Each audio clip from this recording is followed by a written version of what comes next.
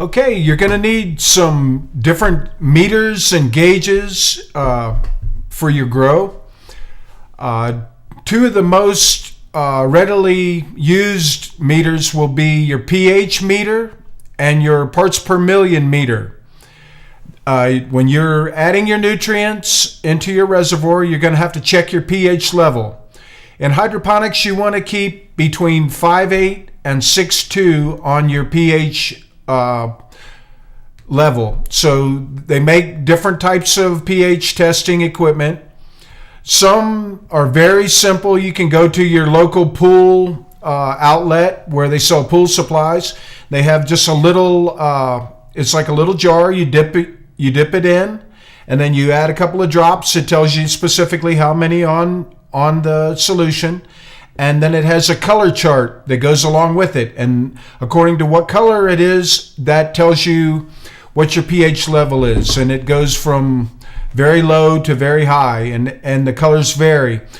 The color you're looking for is pea yellow, a real nice pea yellow. That's what you want. And generally that gives you between 5.8 to 6.2, around that level. That's exactly what you want. If you have a little more money to spend, they make a pen. It's like a submersible pen. You just stick it in. It's run by battery. You purchase the little batteries, and it's all watertight. Even if you drop it in, it's not going to ruin the meter. Just dip it in, and it'll run up, and it'll tell you exactly where you're at. And once you see where you are, you either add a little pH up or a little pH down to adjust your level. And then also there's a parts per million meter, and that'll tell you how many dissolved salts are in your solution. It'll tell you parts per million. And depending on the strain you're growing, it'll vary. Some are light feeders around 600 parts per million, and some are heavy feeders. They go up as far as 1,500 or more parts per million.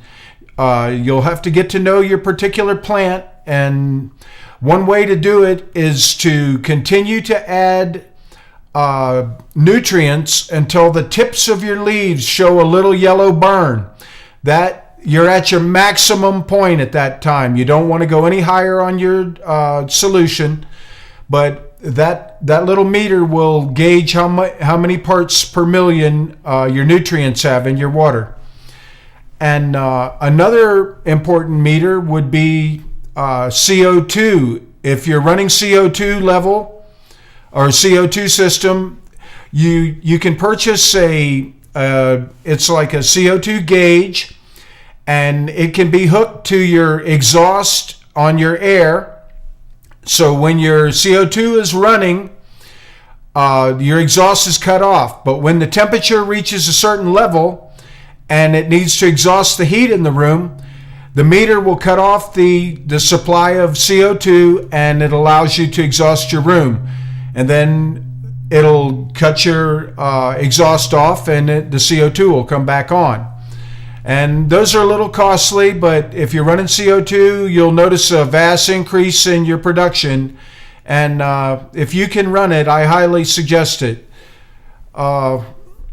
There's another type of atmosphere gauge that you can use, which also does just humidity and your temperature, and it will exhaust your room. It'll cut off and it'll cut on your dehumidifier should you need to use one of those, and to control your humidity as well. The heat and humidity can be controlled by that 1 meter as well.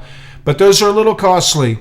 There's also a meter that you can buy that you just leave it in your reservoir at all times, and it gives you your parts per million, your temperature of your water, and also your pH level. Those are the best to get, I would suggest. They run probably around $200, $250 for one of those meters, but they last quite a long time, and if they go out on you, they're replaceable under warranty.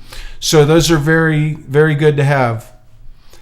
And that should cover your meters and your gauges pretty well. Also, you should run a a thermometer in your room, which gives you your humidity and your temperature as well.